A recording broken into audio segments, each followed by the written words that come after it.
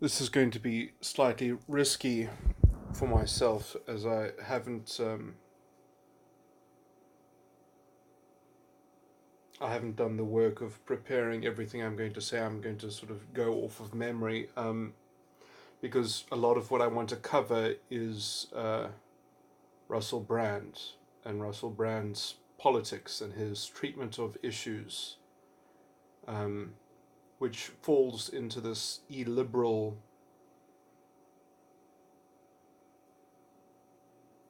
uh, style of politics. Foremost, I guess I was on YouTube, and I don't know why I came across this year-old video, pretty much, called "Beyond Polarization: The Left and Jordan Peterson with Ronan Harrington Alter Ego," which is his YouTube channel. And this Ronan Harrington made a little video says, "Have you made up your mind about Jordan Peterson? Why Russel Brand can help?" Where he sort of juxtaposes Jordan Peterson's treatment of political issues with Russel Brand's insights. It's hard for me to say that. Um, yeah. I just want to say, because I'm going to get personal, I'm not saying this for effect. I know that this is going to sound like an ad hominem, but when you look at Ronan Harrington, when you look at his glance, when you see how he peers, I mean, you've seen that look before in pictures of the adherents and followers and the zealots of the Nazi regime. He has that look.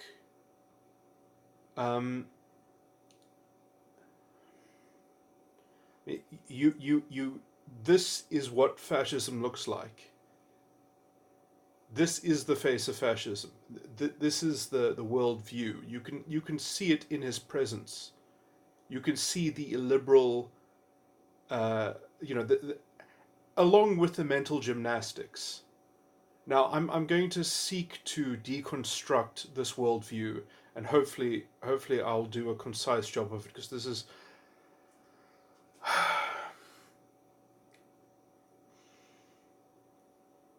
okay. Let me think where to start. So,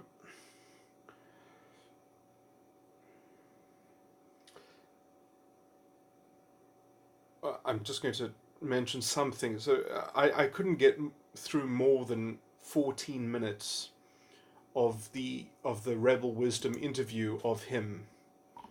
Um, he sort of mentioned, how some people are very sensitive and that they can't listen to other people's points of view, like Jordan Peterson, because if he denies their activism around black rights. So you see, already they're using this coded language where they essentially uh, they've redefined words. They have contorted language itself to suit their ideological presumptions. Their whole worldview is essentially built on presumptions, and they just continually use this doublespeak, so this structural oppression. Where in the Western world do black people not have rights? I mean, this is ridiculous. It and so I mean, rights as distinct from, so they've got this convoluted sense in which differential outcomes mean that people are enjoying different rights. You know, there are conceptual,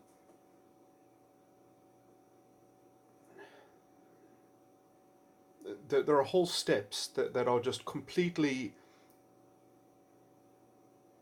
presumptively imported and inserted in order to bridge these very strange, to keep the cohesion in this very fragile ideological ecosystem, which it looks disembodied, it looks crazy. I mean, it really does. It's sickening to see it expressed. It really is.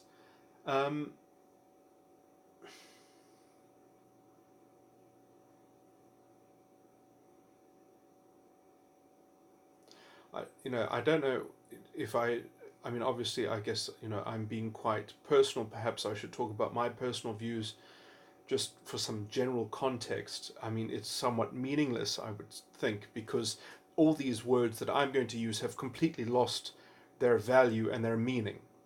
They don't mean anything, because when you're dealing with fascist ideology and when you're dealing with fascist philosophy, it's just a completely different realm.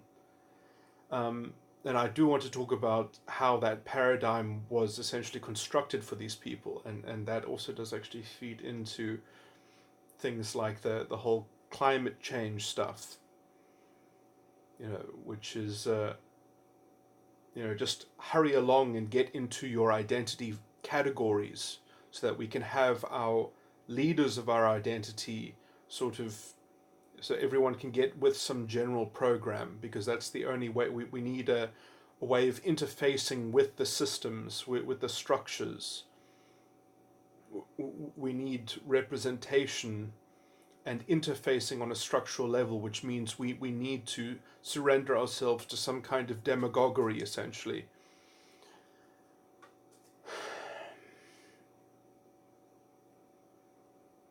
So that we can preserve some kind of rational, tautological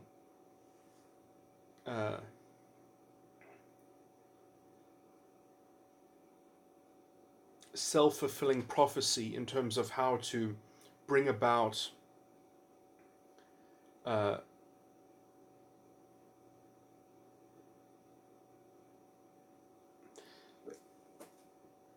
sorry, I mean, I'm trying to speak on their behalf of how their ideology works, but their notion of justice is just so fucked up that when you sort of, to them it's just, as long as that level of fidelity is served in whatever they do to sort of solve a problem, as long as they have some rational parallel to that narrative that is being played out at the same time as dealing with some kind of systemic problem,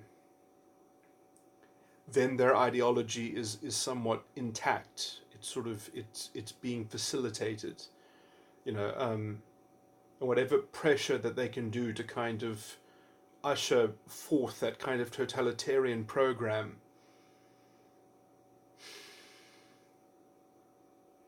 Yeah, this is not doing such a good job of okay, let me start on a more basic level. Okay, so the real problem is the notion of structural oppression. As soon as you believe in structural oppression, now it's interesting.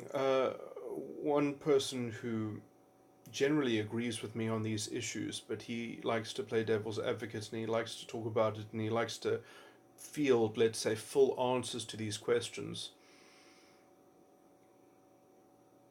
He asked me, do I believe that structural oppression doesn't exist? And no, I don't. Of course it exists. By definition, if you're going to talk about structural oppression, obviously it exists. The problem is that framing those issues in that way is illegitimate. Well, it's not illegitimate in that it's fanciful. It's illegitimate in that it means that if you have framed the problem in that way, it has to be confronted in a particular way that will be particularly dehumanizing. It will be completely arbitrary, because you'll have to categorize people along some kind of identity matrix in order to litigate or prosecute some kind of agenda that's going to, at the end of it, come to some kind of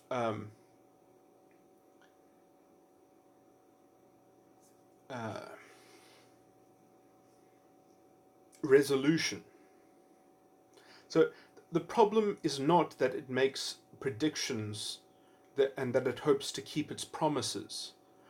The problem is in how it formulates all of this. And it does it in a totalitarian way.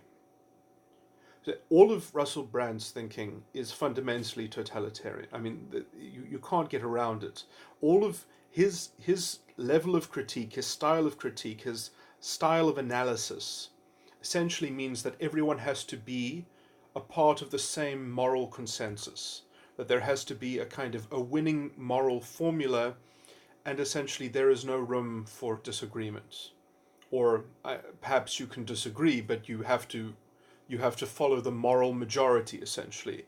And that also, strangely, he doesn't think that people are probably, I mean, in terms of his reality of this, he really is part of this kind of intelligentsia that has to, obviously be part of there perhaps have to be intercessors between the public at large and the movement at large, and corralling society towards some, sort of destiny or justice that is going to be meted out in the resolution, and it's all going to be the means for the end.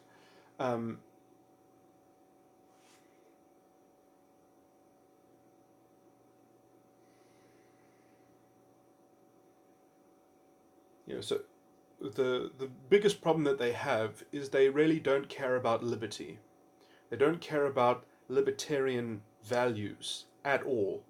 That is the first thing to go into the sausage factory, to go into the meat grinder, the identity politics, conversion, translation of every issue in life, which is problematic because we are fundamentally individuals as human beings. The only way that you can get away with their form of thinking is to really believe that people do actually identify with some kind of identity label, with some kind of conventional vehicle that, that sort of has this kind of abstract identity matrix interface, and that there's some kind of uniformity and there's some kind of shared collective experience. It's so fucking racialist. It really is disgusting and dehumanizing.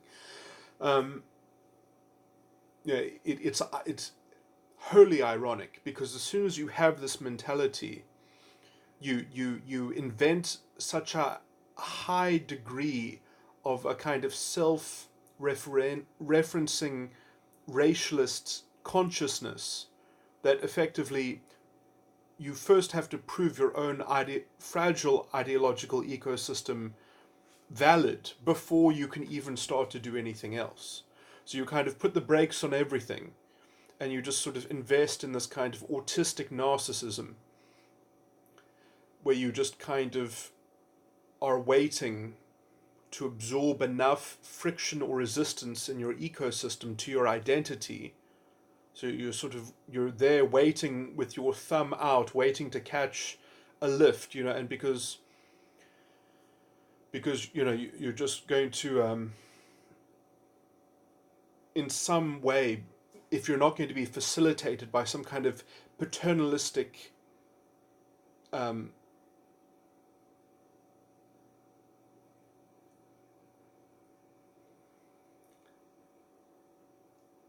facilitator, if everything is not just going to be handed to you or made convenient for you, specifically for your identity, you're going to absorb enough narcissistic injury that effectively then you can say, well, actually now the guilt of the system has been proven to me and I can't be guilty for this, therefore I must be innocent, and therefore the system must be guilty and someone must pay justice to my identity.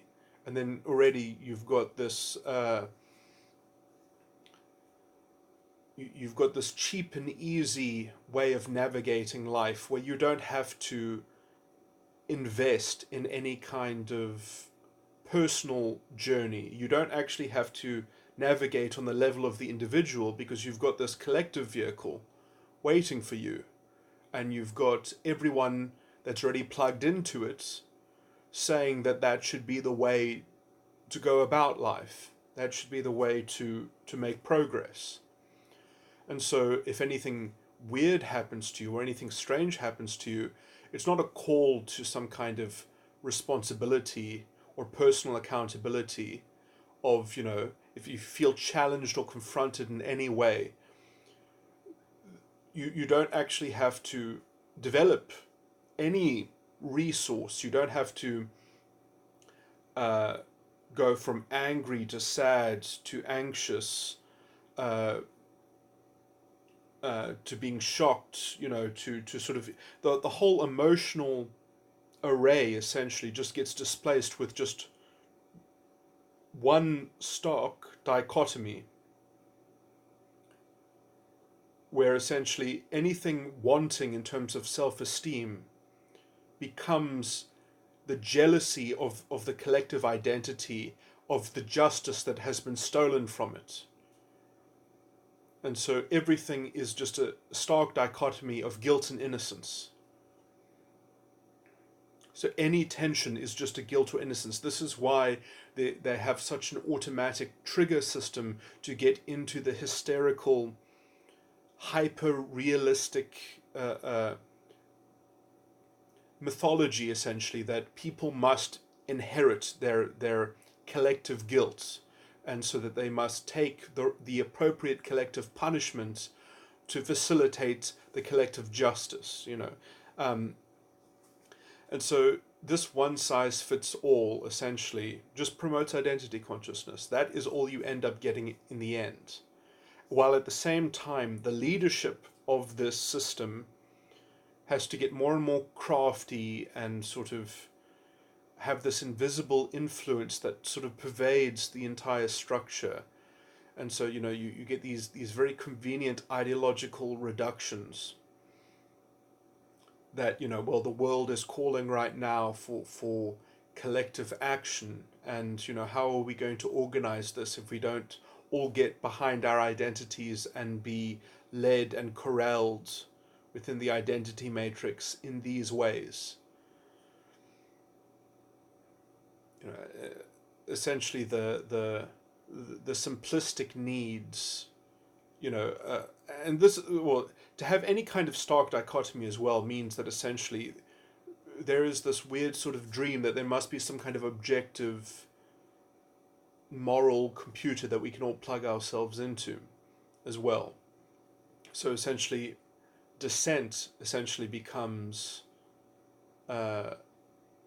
any kind of dissent that is disruptive to the general totalitarian program essentially is just labeled as as an existential threat to the collective entity, or to the, you're not being a good representative of your identity. And it's much more hypothetically convenient to just deal with people as if all they do is they guard the pride that belongs to the identity. This is how their morality essentially is able to be so so strange, in that it has no principle attached to it, because it's not the individual principles. The principles aren't sort of imposed against the individual. They're only imposed on the level of identity. That's a bit of a tangent that does require, and that is its own interesting sort of subcomponent in this, because that also explains a lot of strange things. But anyway, let me just get into some other more pressing issues that are relevant to this topic.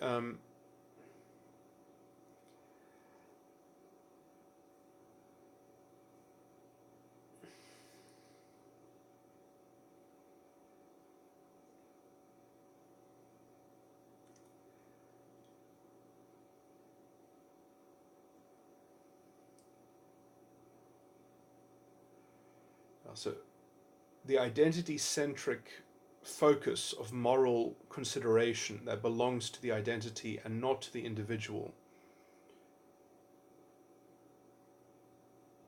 that level of instrumentality,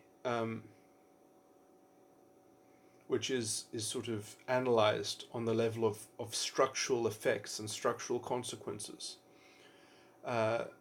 means that very quickly you get a reductionist view of any kind of interpersonal interaction, and then you end up having, you know, these very strange collective values that that weirdly introduce a level of management on people, which is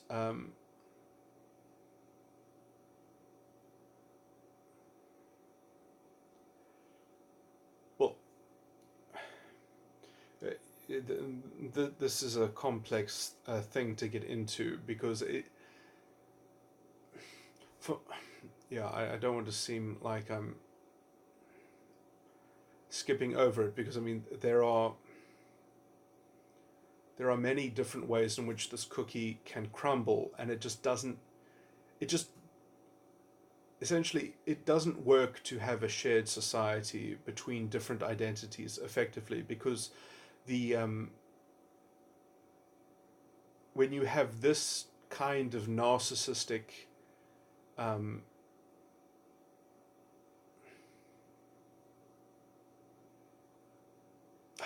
it's weird, because it does sort of both require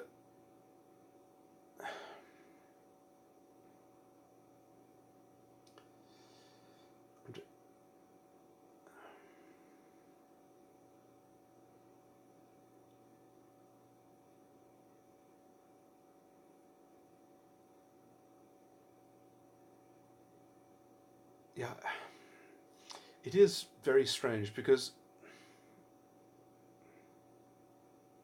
and you could make the case as well that it functions better in the hodgepodge of a multicultural society, because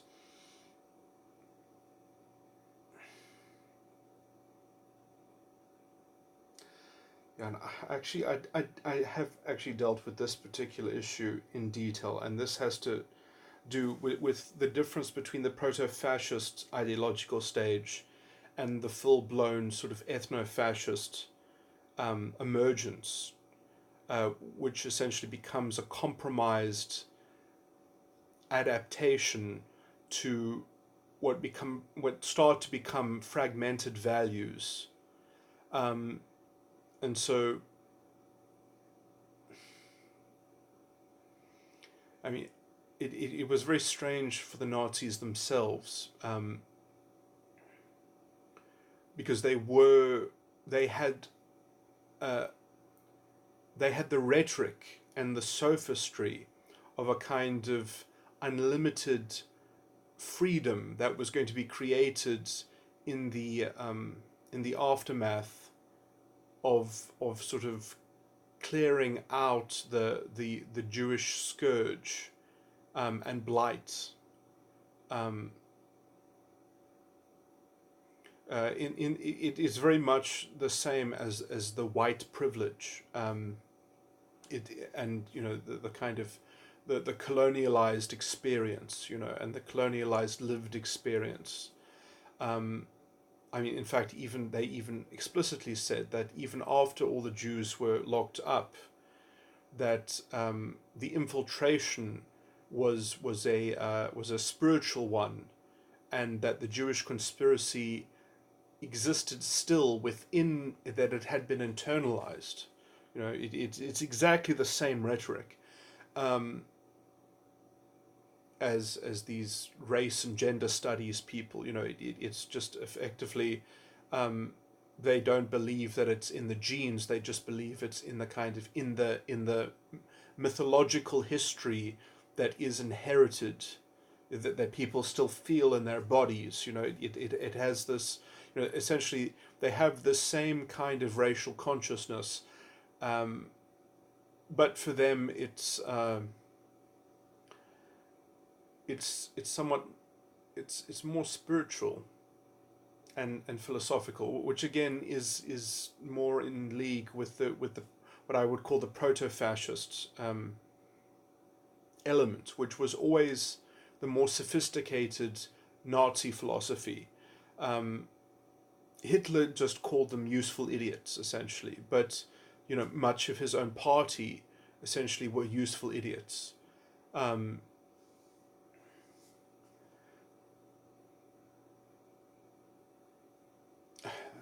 This is too much of a tangent.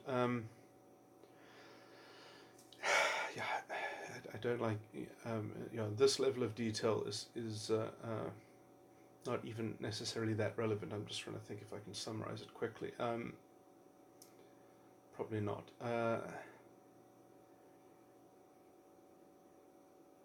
I was going to say more about Russel Brand's moral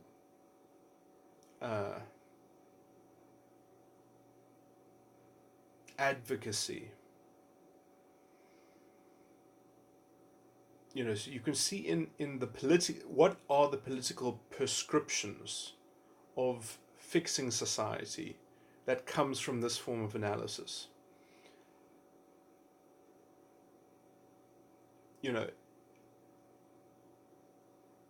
They don't want a dissolution of government. They want the right kind of government. They don't want autonomous enclaves developing something. They want it to be directed from the center. They want a concentration of power. They want a top-down approach. In fact, they demand a top-down approach that has the right moral sentiment, that has the right ideological framework, where this is all happening in chorus, in terms of their framework. And the thing that gets lost in this is the libertarian notion of the individual and accountability, that gets abrogated by the political executive effectively. It is just more Napoleonic corruption, essentially. It is the full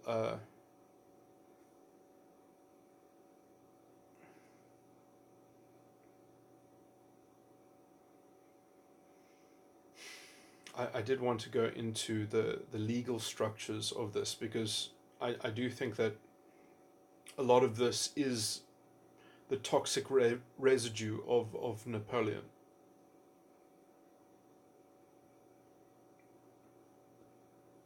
The common law has a little bit of resistance against this kind of sentiment, but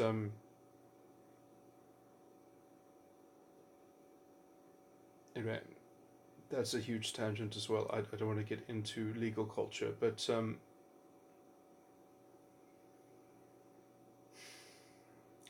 let me just see if I can get back to Roger Harrington.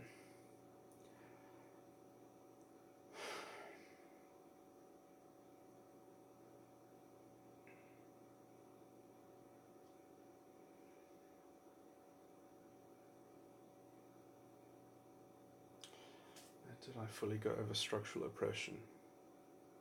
So, I mean, essentially the reason why...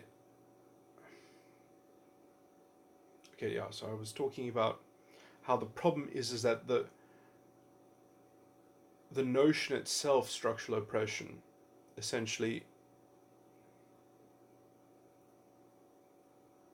recalibrates the issue into a simplified caricature of the challenge involved by framing it in a collective way.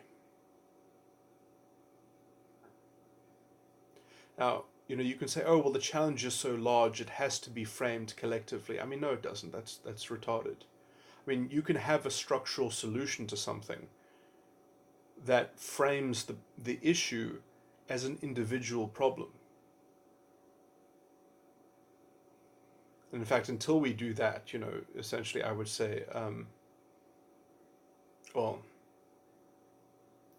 even the unwillingness to conceive of it in such a way, to make the correct allowances for that,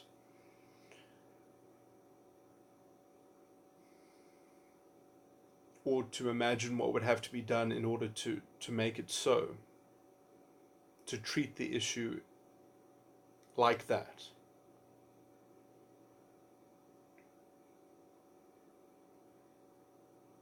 How engaged it would have to be with an individual responsibility.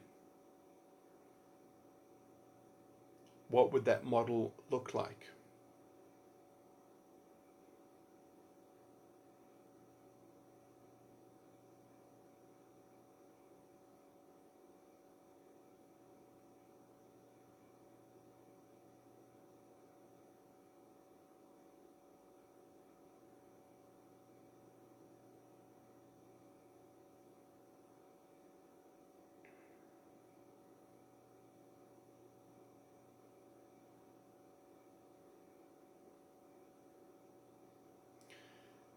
It's somewhat ironic that these people, they complain about big corporate players, and yet they don't identify the state's role in maintaining that kind of hegemonic presence. And they don't advocate or advance for, let's say, unbridling the competitive edge that small and medium businesses might have in changing the style of the economy, even in being much more balanced, or allowing small and medium businesses effectively to decapitate the large ones.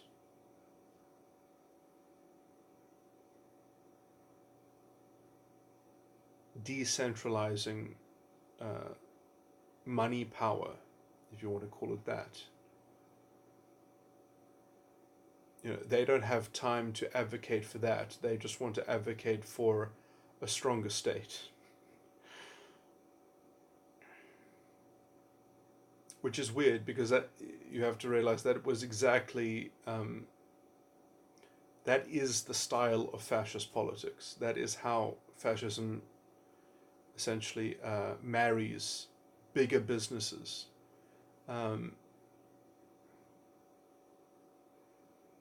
It's ironic, how the so-called revolutionary class has this deep sympathy with plutocracy in society.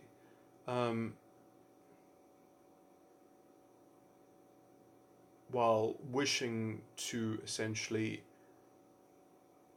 bury the individual and responsibility as humanizing sort of conception of the lifeblood of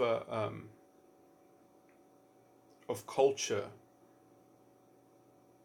How quickly that's just sort of relegated into some romantic mythologized narrative about history needing some kind of intervener, some kind of Führer to orchestrate some kind of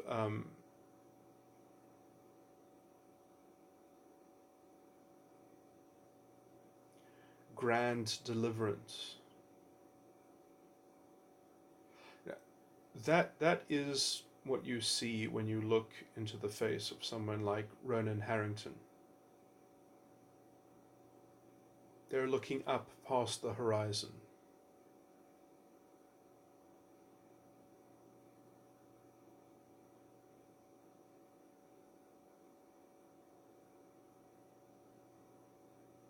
And they find time to do their hair. And indulge in that level of eccentric flair.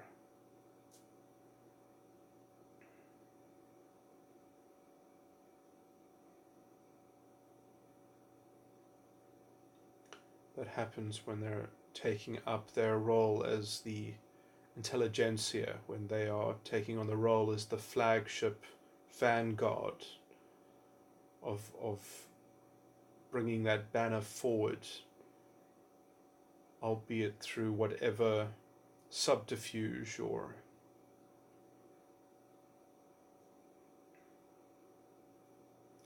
mealy-mouthed deconstructions.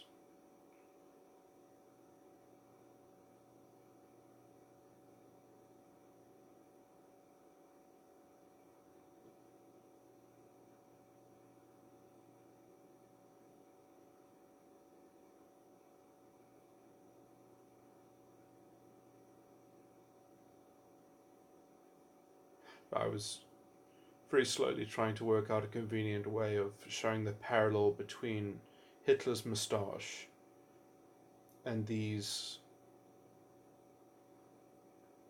sorts of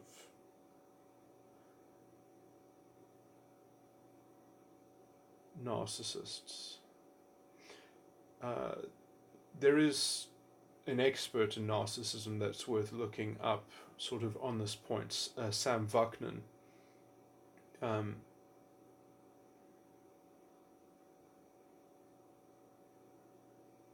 I don't know why Rebel Wisdom hasn't pursued someone like him, but he doesn't talk explicitly about left politics, although I think it's very clear that much of his body of work would easily apply.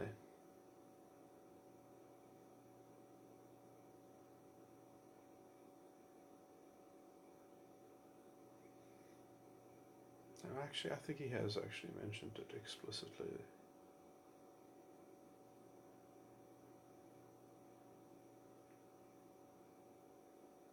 He is far too, well, I mean, one can be critical of Trump in a personal capacity, but I think it is irresponsible to be critical of Trump in the context of the culture war.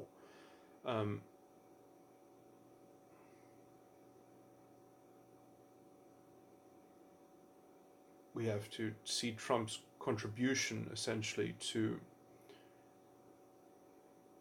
fighting for a paradigm of individual accountability, to not be sort of swamped with this structural narrative of identity being the vehicle to a better life, or a way to prosecute one's personal advancement.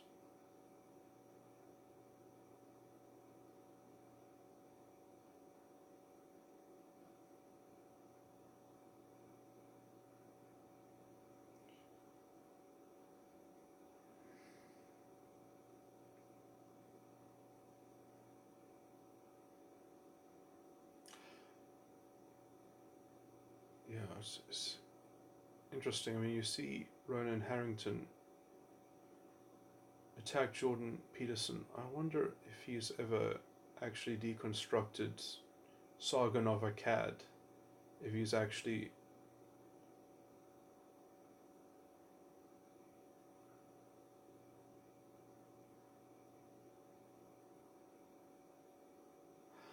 it's not as if my perspective is at all novel.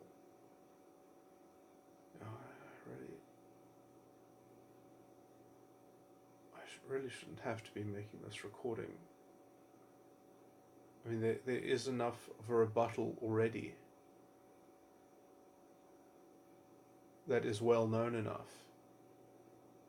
Yeah, I mean, why did he contrast Jordan Peterson with Russel Brand? Why didn't he contrast Sargon of Akkad, who actually, often has a much more detailed ideological manifesto, as it were, in dealing with these sorts of complexities.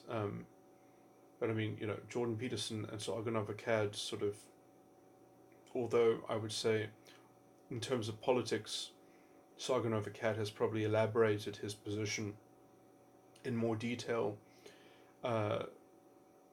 Politically, they're probably they line up very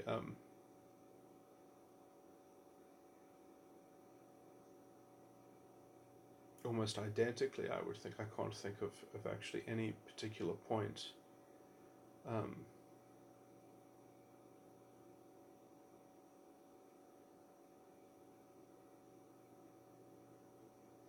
other than Jordan being more vague.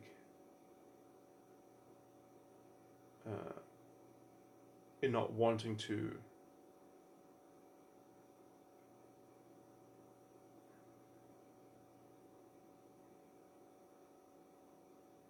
talk about things that obviously have very little to do with his expertise.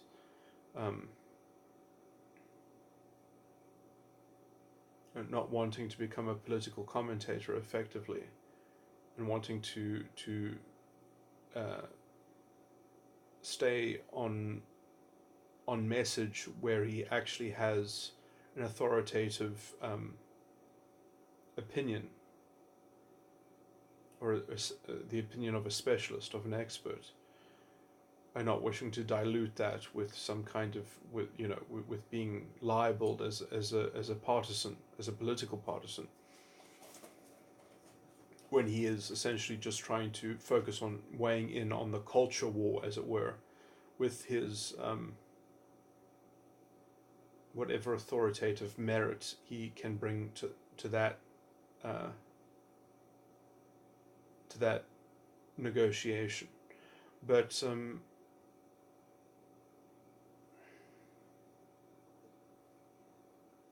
anyway.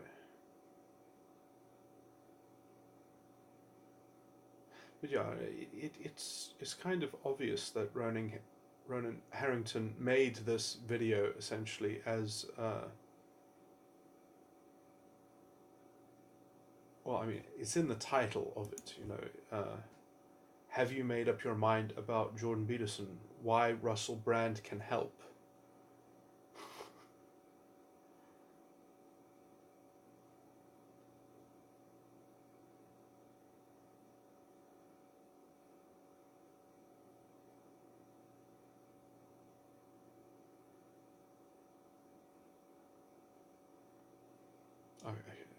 I guess I should focus then, therefore, at least on Russel Brand.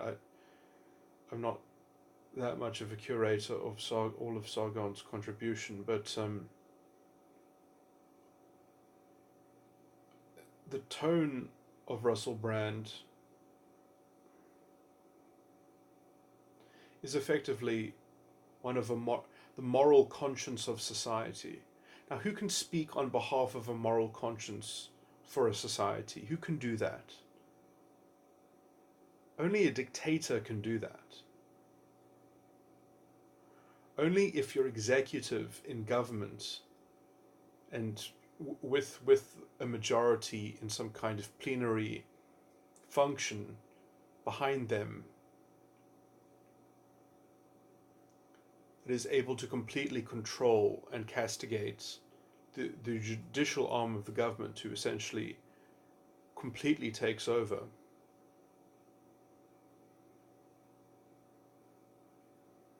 can hope to mold itself as the moral arbiter over something like identity. I mean, it's very obvious that this program of identity politics is fascistic.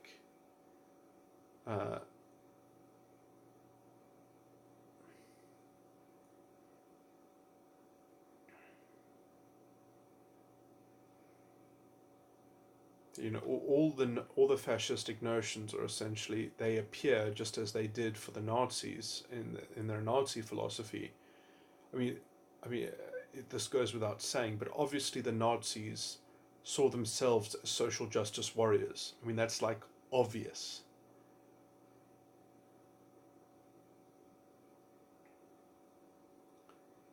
But essentially, structural oppression and structural privilege, two sides of the same coin. Essentially, you complain about the one in order to get the other. So if structural oppression is real, then structural privilege is the solution to the structural oppression.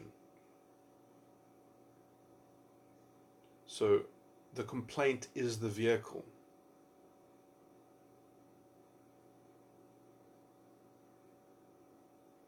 Is the supposed vehicle for advancement. And as soon as you start engaging in that kind of policy, you just have a complete breakdown of any kind of fidelity within the system. You don't have any more institutional integrity. You just have a new kind of institutional mechanism that runs on a different form morality and a different form of culture, and it's now you live in a fascist society essentially. And everywhere that this kind of thinking has been injected, this kind of policy, this kind of administration has been injected into a scenario, it's a self-fulfilling prophecy. This is the doctrine of the false prophet. They always become more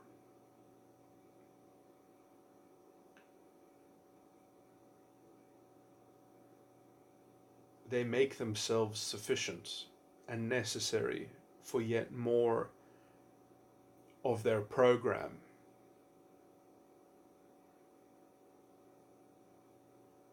And so once you buy into their premise, it's just, you're gone. So, the first step is structural oppression. And if you believe that, you can't, in a sense, you can't stop believing it. But you can't even, for a moment in time, step outside of it and look down on it and weigh it up as a hypothetical alternative to another way of doing politics, another way of thinking or framing the issue.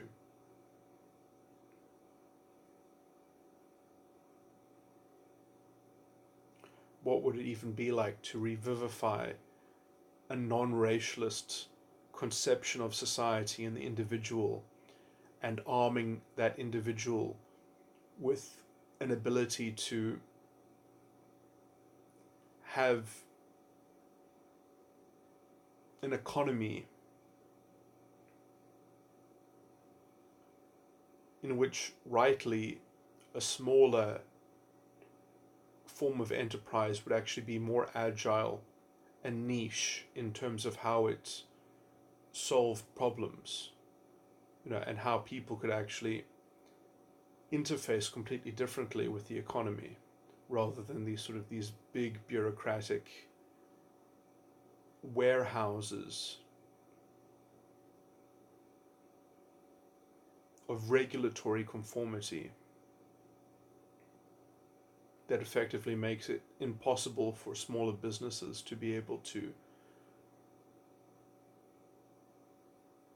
absorb the regulatory costs.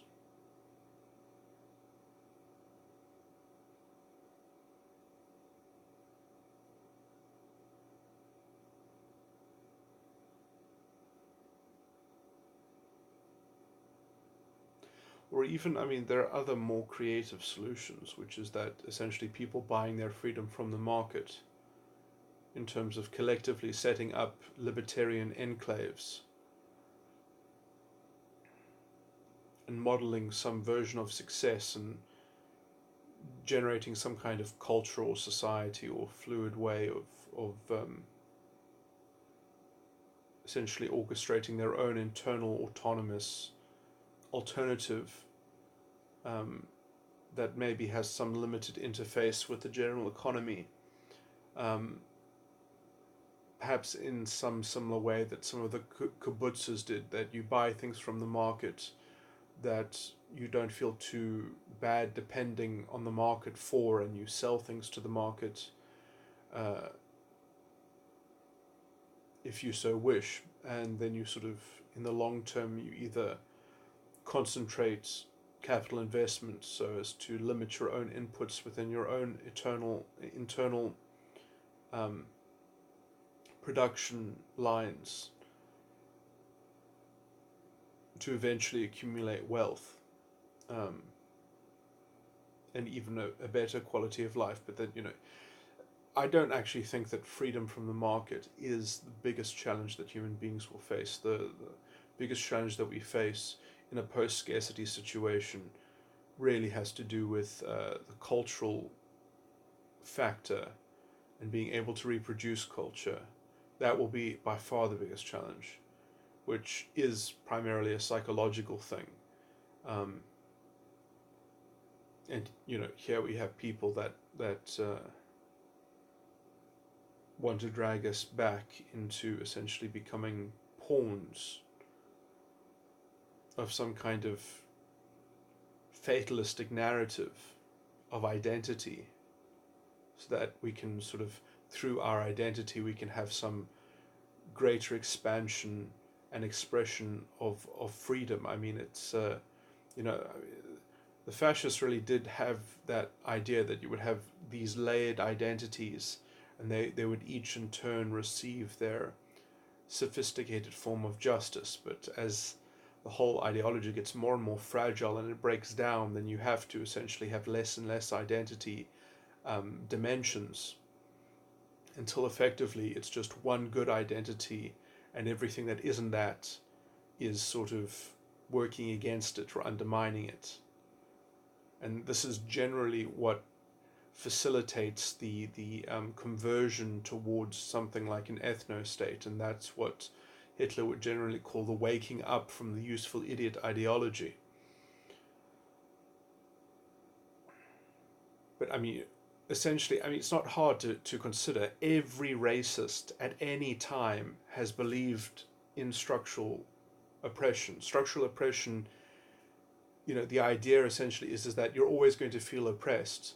So you have to band together to tribally secure some modicum of kind of maximizing the comfort of your identity. And it's very hard to preserve that unless you actually have some identity that is being extracted from, or sort of parasitically enslaved. And it's ironic, but this is also governs gender relations to a large extent. I mean, this is essentially what has I mean, this is how women treat men effectively, and this is how women have been able to maximize their, I mean, they have been aided by biology and society in some sense, because the well-being and comfort of women has a strong correlation to the expansion of a group. You know, the more responsibility that can be concentrated on the shoulders of men, which are biologically, in some sense, expendable. You know, if you just look at the differential in terms of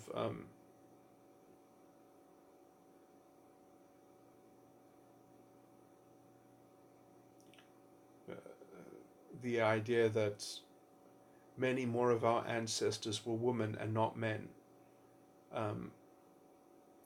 that becomes a large role.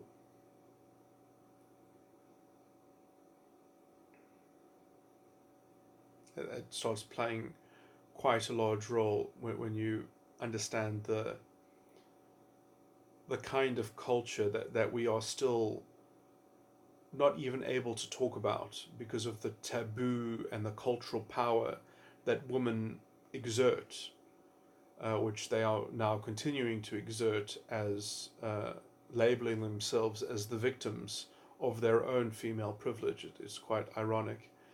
I only point this out not because I believe in some kind of collective activism against it. I think that you deal with these things the only way that one can, which is on an interpersonal level. When you confront it, you mention it. If you believe that there is someone there to be convinced or to increase their awareness, but I mean, they don't have to increase their awareness, you can only offer it. But that is the only way to make progress, is on an interpersonal level, not on some kind of systemic virtue signaling.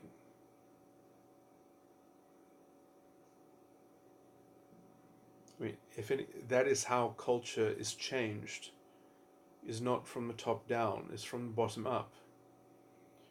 And that effectively comes from finding bridges to novate interpersonal relationships by modeling behavior which can become the basis of a new culture, or at least a successful subculture, before it's adopted.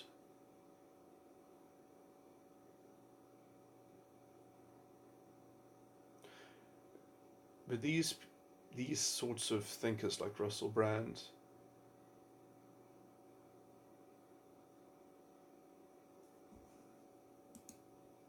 and Roger Harrington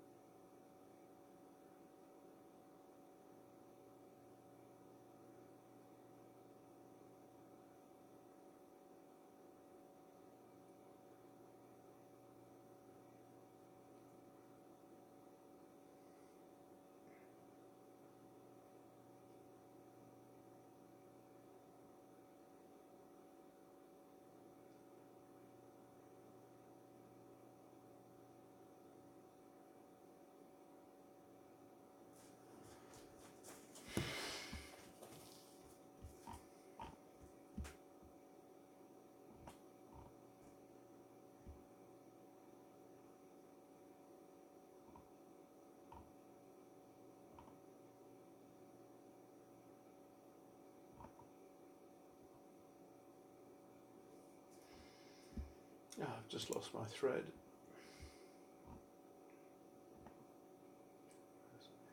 Russel Brand and Roger Harrington.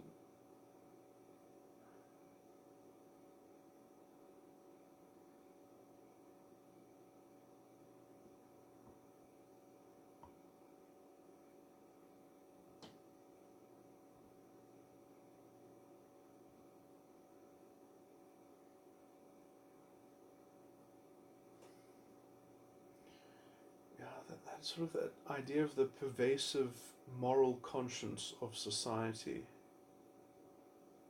as being, I mean, it's strange, but that is the ironic archetype of the patriarchy, although people forget that the loudest supporters of the Nazi movement were the women in the movement. And they really had this weird kind of hold over the men. They were really the drivers of the movement.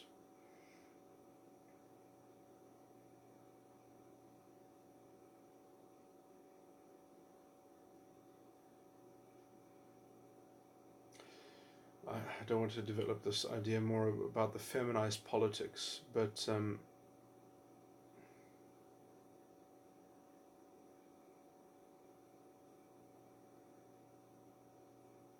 I'm mentioning that as a kind of as just a fact.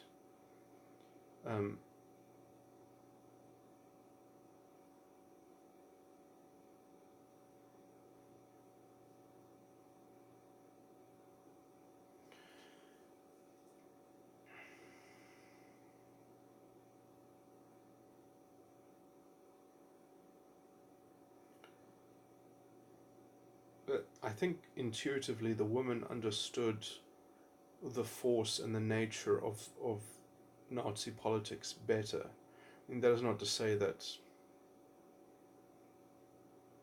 there weren't women who opposed the Nazi philosophy, essentially.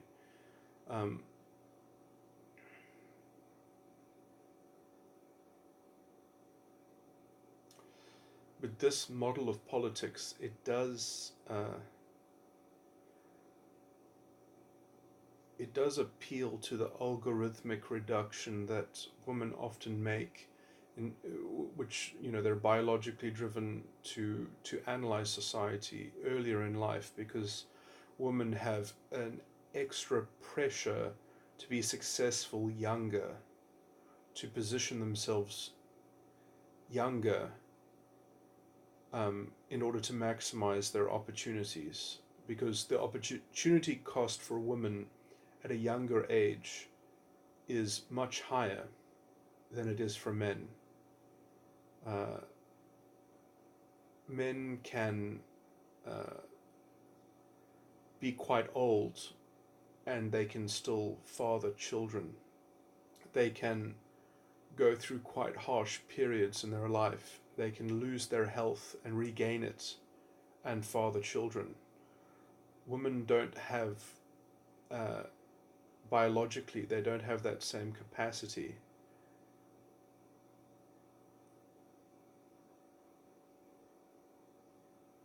And so there's a stronger imperative that culture facilitate the advancement of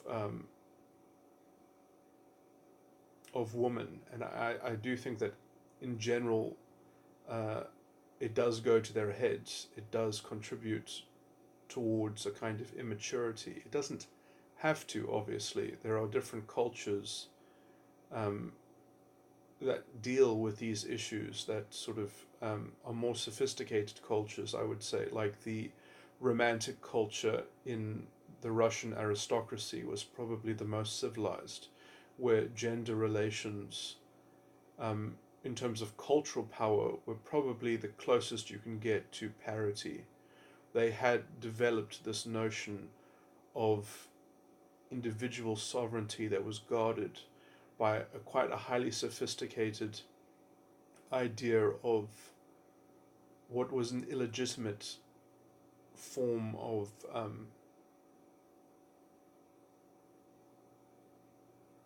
establishing a union between two people and essentially decoding all the patterns and programs of, to use a phrase from Jordan Greenhall, simulated thinking.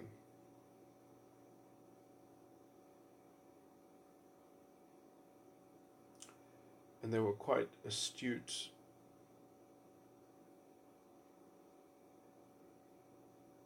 observers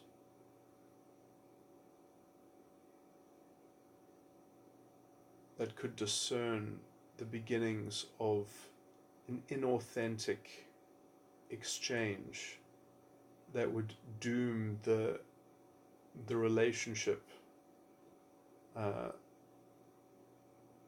to a kind of charade of expectation and quid pro quo entitlement.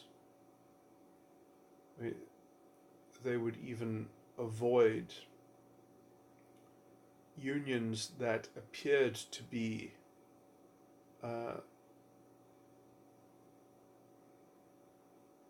connections that facilitated some form of convenience.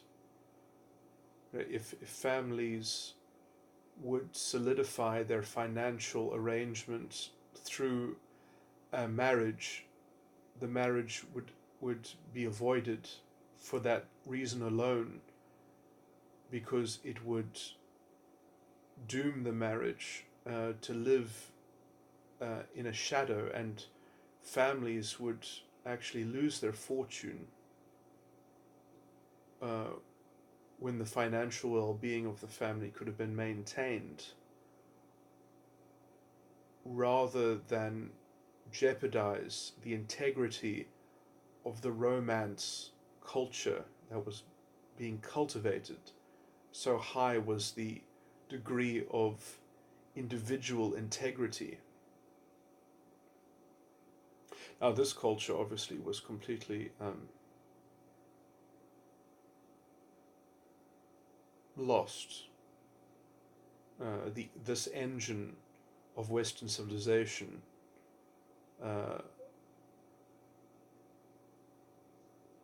collapsed with only Western Europe to mimic its former glories. In a kind of in a very shambolic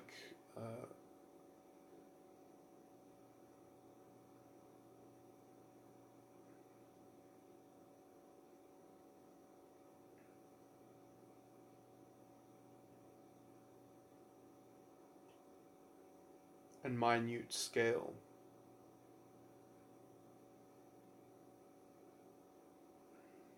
Yeah, just in order to have the ability to have a romance culture, you needed enough aristocracy in order to engage in it. And there were 1,000 princes and princesses in Russia.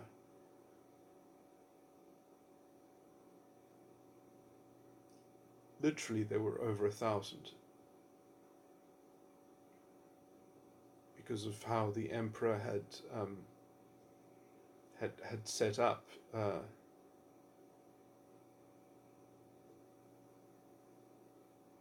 And I mean, and they were really all quite rich. They were probably,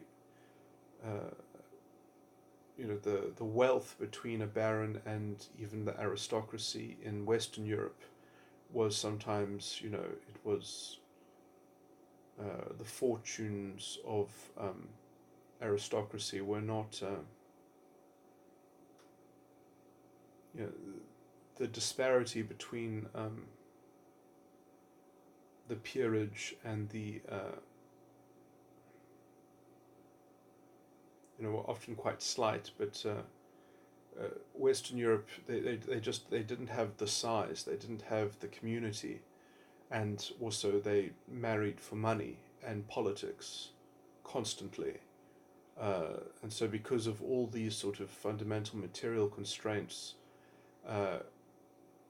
they only ever followed the guidance that was cultivated in Russia. And so when the root of Western civilization was destroyed by the revolution,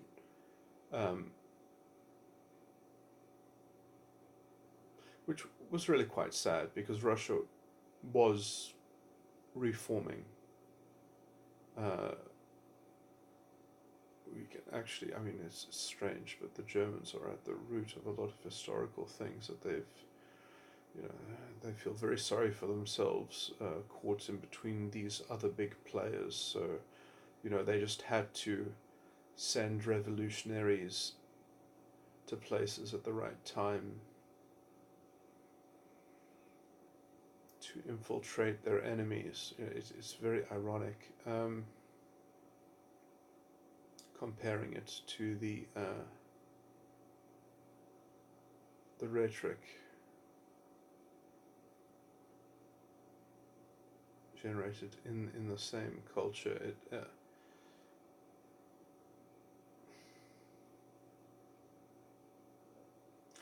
Anyway, this has gone on for long enough, but I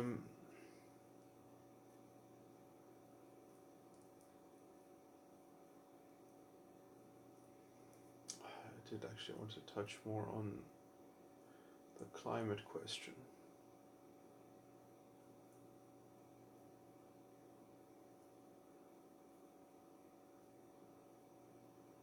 I'll just leave that, in fact.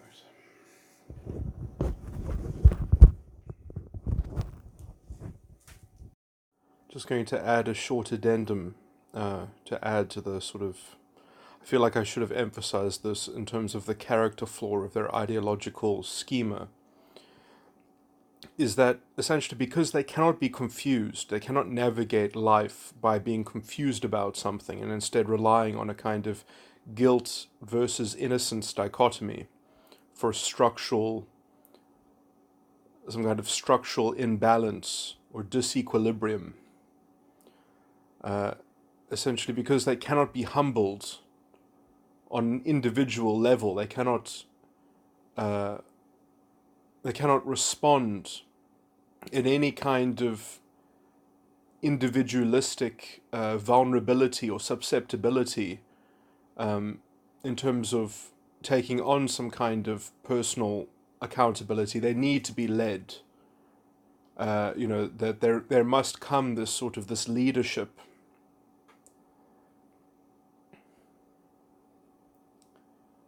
And that kind of disposition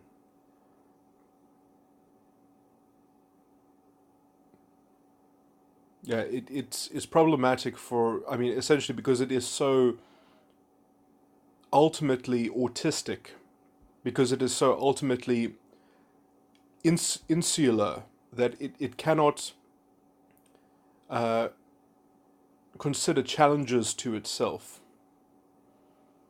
Um, it cannot contend with itself as a possible framework among other alternatives, because it's just so pressing, and the convenience and need for leadership uh,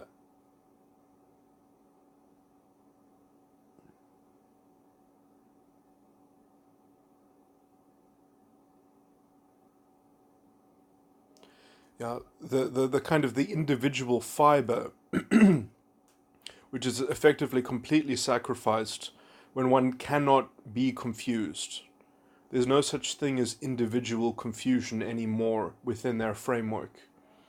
It's just an affront to the identity. It's just a collective stain on the destiny in the identity matrix that has to be cleansed, that has to be systematically processed according to some great vision, some great plan, some means to some great end. And that essentially the only way for the individual to access a concept like sovereignty is via the identity. And therefore, everyone has to be plugged into the identity and agree to represent the mark of that conditioning.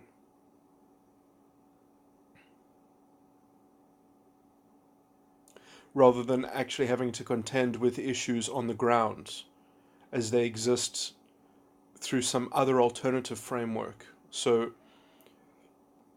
yeah, I didn't perhaps emphasize enough the kind of the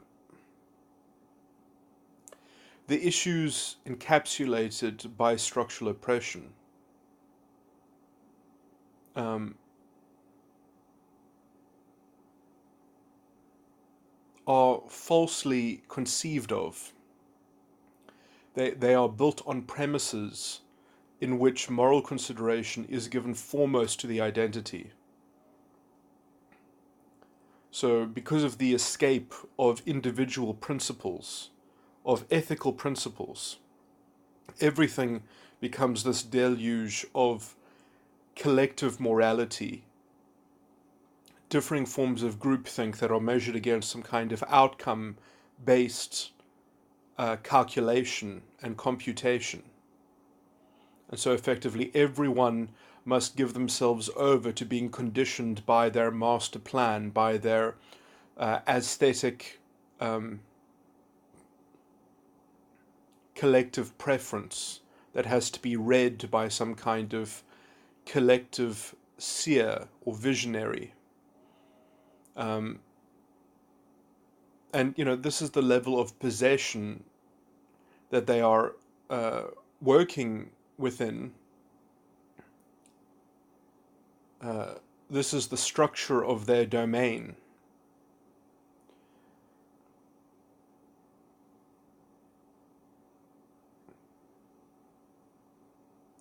And so much of reality, so much of individual navigation, and let's say the constraints in which you have to contend with when you're dealing with preserving some level of autonomy for the individual and accountability towards preserving liberty and allowing for the individual to seek redress against the collective. It's just too much for them. It doesn't compute. In their mind, it's only possible for an identity to seek redress against the collective. They don't want to set up ethical systems. They don't want to set up the rule of law. They want it collapsed. They want it ad hoc administration by someone measuring the different outcomes, So, they are fundamentally they have the same vision of humanity as the Nazis did, effectively. You are just your tribal grouping, and you have as much utility as you give some kind of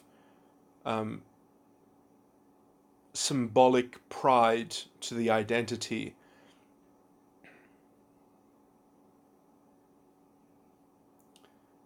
It's a very suck up, kick down kind of mentality. This is why when you see their ideological, I mean, you can see how brittle their schema is. You can see how close it is to radical violence and how close it is to engaging in sophistry and dishonesty and, a kind of a simulated intellectual engagement, which is wholly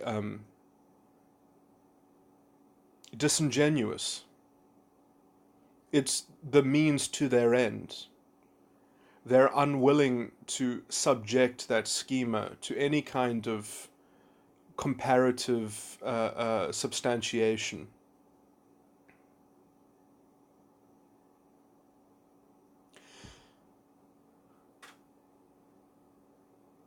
And this really just comes down to the convenience, the kind of the hypothetical convenience that they have generated an intellectual tool that if humanity would just be adopted by it and would allow itself to inherit some kind of structural guilt, that history can be sort of controlled and resolved and reconciled in one foul swoop at just essentially the cost of all of society being body snatched by this kind of totalitarian agenda and program.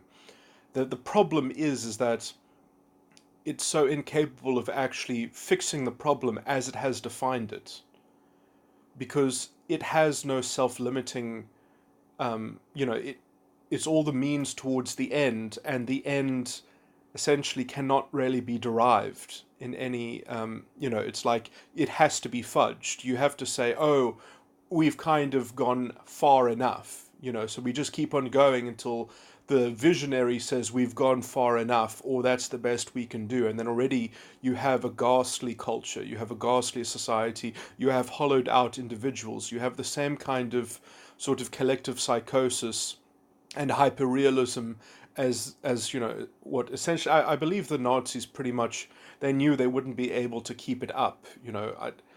In 50 years' time, they would have been completely, they would have been as abjectly despondent as you kind of,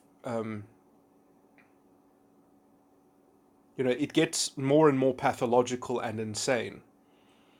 And you can see that in terms of how everything has to conform to the narrative, to the meta-narrative of their sort of pursuing life through the conduit of identity, translating everything into identity consciousness, and then somehow trying to, it only works when you are the underdog. It only works when you're not in control. The more control, the more administration, the more influence that this ideology has, the more dysfunctional it becomes, the more it actually manufactures its own complaint. That's the more you feed into their kind of, they always complain that, oh, the solutions are so complicated and sophisticated. And so somehow we need a more radical commitment to their visionary leaps of presumptuous impositions. And when it actually sort of, when the rubber meets the road of this, you end up having no alternative. If you just look at the economy of South Africa, and you look at the kind of the sabotage, the self-sabotage that essentially comes out of this revenge-driven program, that it makes sense on the level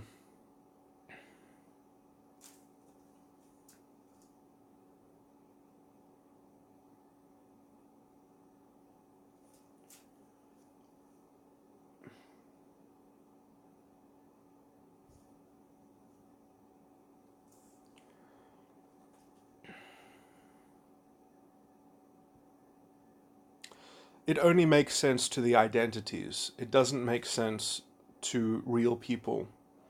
And so they have to have this very strong conflation and convoluted reduction of life.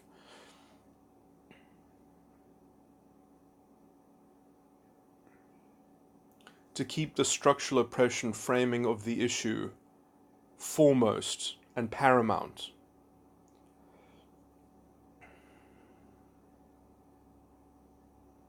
And anyone that challenges their narrative, they just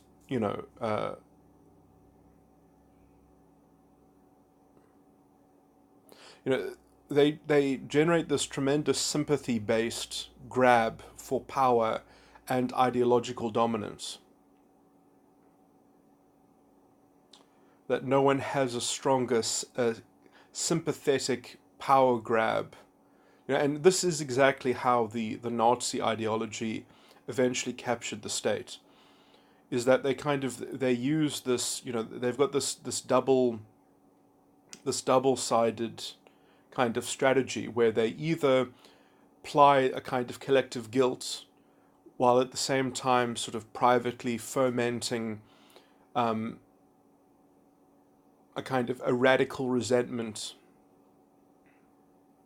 of how the system functions, and a kind of destabilization of fidelity and integrity. So the kind of the structural oppression, structural privilege becomes the only political tool available, the only political instrument for advancement. And at the same time, the identity is the only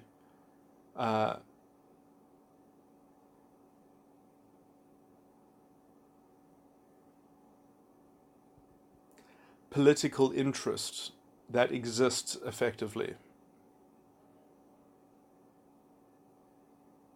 Yeah, such a disgusting translation of life and politics. I mean, this is the Nazi philosophy, this is the Nazi translation.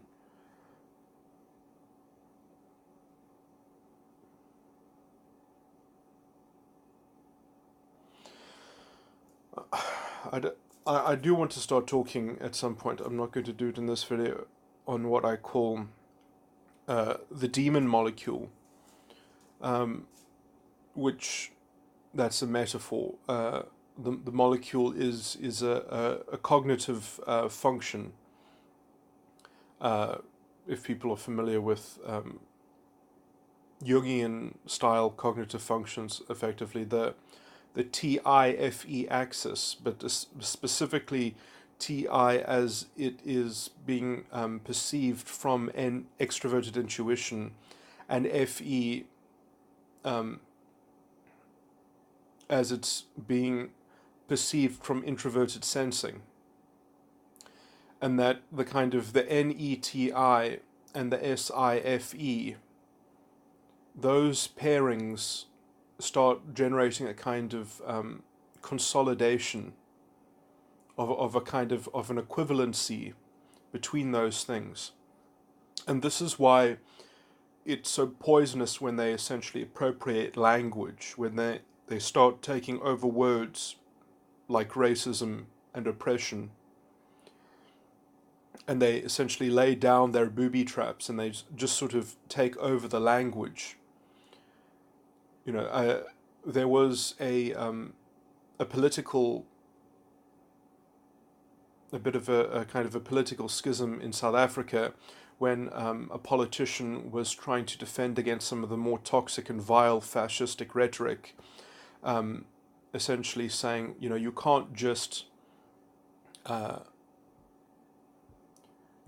criticize colonialism as if it's done nothing good. That was essentially her bottom line. Now, obviously, it's very easy to take that out of context, and especially to take it out of the context in which it was foisted, essentially, into her lap to contend with. Because the people who complain about colonialization are not talking about a historical event, they're talking about the present context. These are people that talk about colonialization as if it's not something that happened in the past. It's something that's continuing to happen in the present.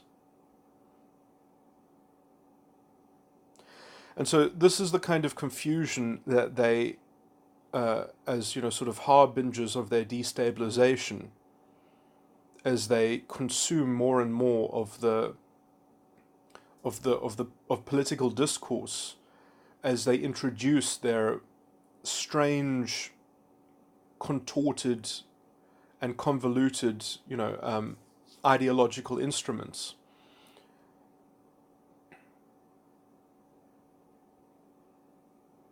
Is very hard to dissect. And essentially they contort the language in order to produce these kinds of gaffes. And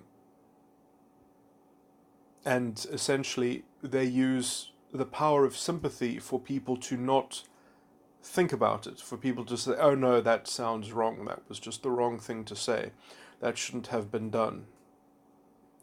That as soon as essentially that becomes the fallback position which can be used to kind of bank on the vile progress that has been made in terms of, I mean, it's ironic because, this kind of fascistic ideology is what is colonizing society effectively, as they complain about colonialization.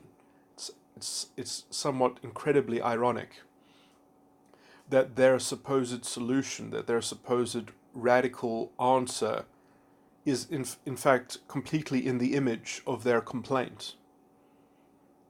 But that is the point, is that structural oppression is there to promote the idea that structural privilege is the answer. But to keep that that avenue open, you really have to believe in the identity as a fundamental presumption and premise. You have to become a completely racialized and identity conscious being at that point.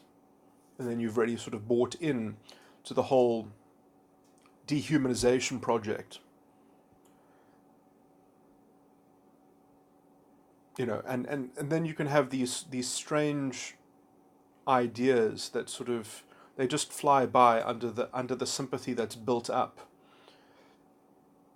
Specifically, like redistribution, income equality, or something like that, or growing inequality. I mean, the concept of growing inequality, I mean, it really is, it is stupid.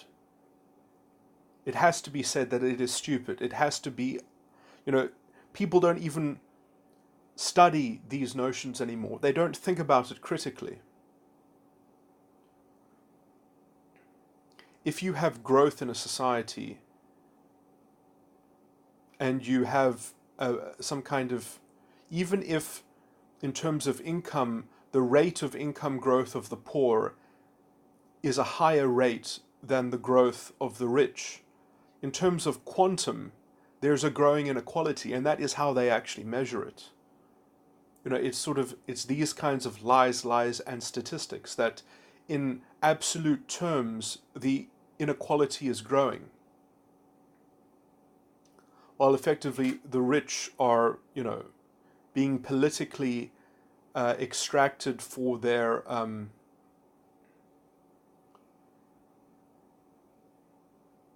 the kind of the convenient false reduction of the problem and the solution in order to sort of amplify the need for a kind of government intervention and such. When, if anything, we need to create a society in which it's easier for people to become rich, we end up with the opposite. We end up with favoring bigger corporate interests. It really is disgusting how much these radicals, essentially, they want a state run like the Nazis ran their state, with the right kind of sophistry around equality and justice for the identity and these sorts of these backroom dealings, the kind of disgusting corruption that you see, that is associated with all of these parties, like the EFF.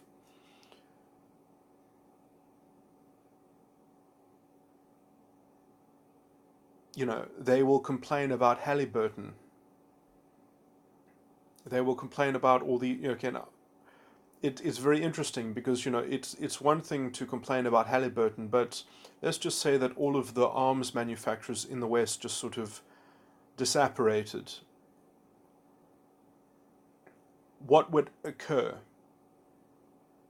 Suddenly Iran would become our friend. It's very easy to just sort of presume that your radical program, because it is essentially orchestrated in a cartoon caricature vision of the world,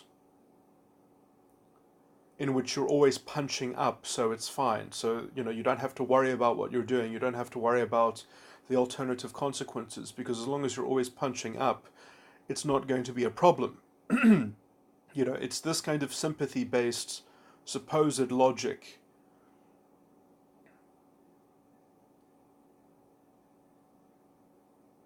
there's an oversimplified rational basis to effectively why every piece of policy that they put forward is just it's interrogated according to this pantheon of corrupted ideological instrumentality, in which life has been reduced into the idea that whenever a rich person is getting richer, it's at the expense and exploitation of poor people. It's that kind of ridiculous cartoon logic.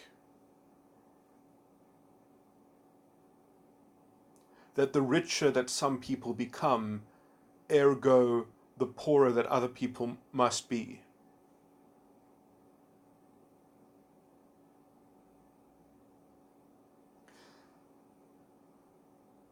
I mean, and the actual causes of, let's say, uh,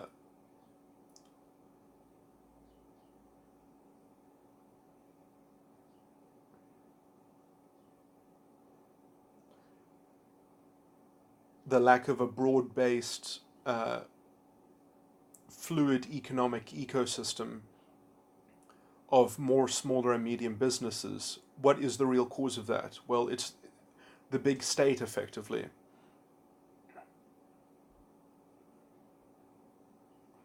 I mean, I would still say that, if you really do want to be radical, make an alternative system within the capitalistic default. Why do you have to have political power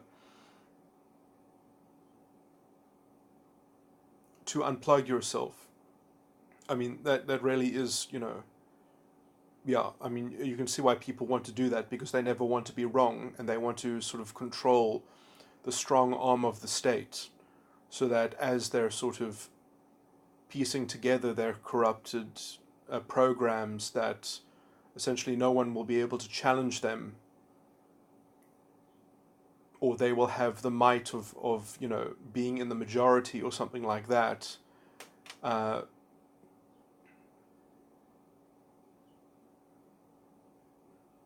They will have that kind of that positivistic rational excuse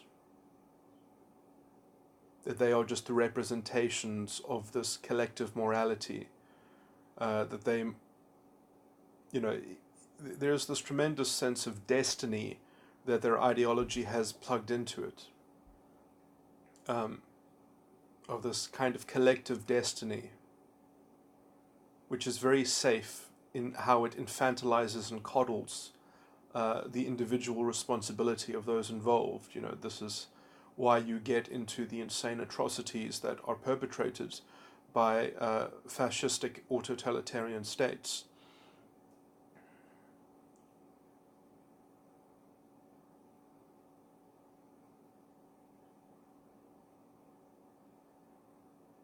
And it really has to do with their unwillingness to deal with human beings. as autonomous, dignified entities. They don't want the dignity of the individual. It's too much for them. They just want the dignity of the identity. For them, it's a much better substitute. And it allows them to partake in a collective moral calculus, which is far less messy by the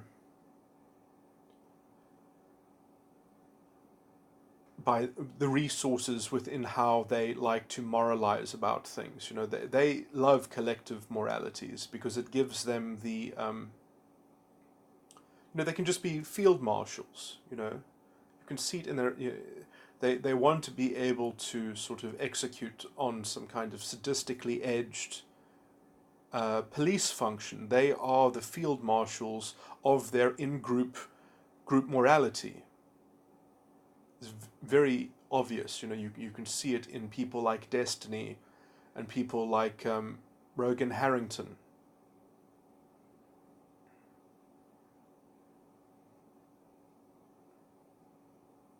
These are what would generally be, I would just call them natural fascists.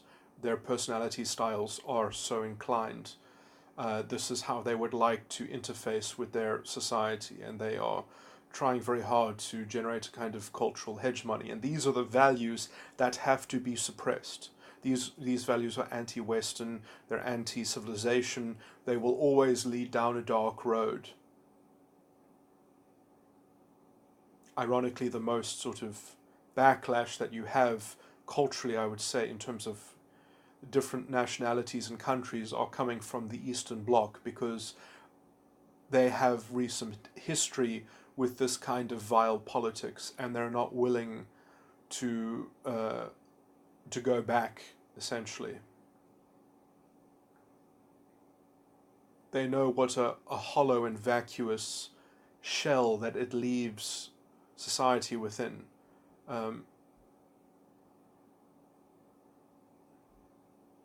And I just want to emphasize that fascism always masks itself as a left ideology. There is no time that fascism has not marketed itself as a left-wing thing. I mean, although in terms of taxonomy it is regarded as far right, it never in its own rhetoric calls itself right.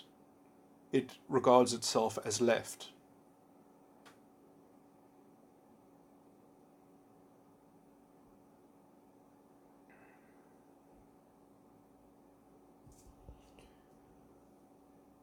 It has always done so.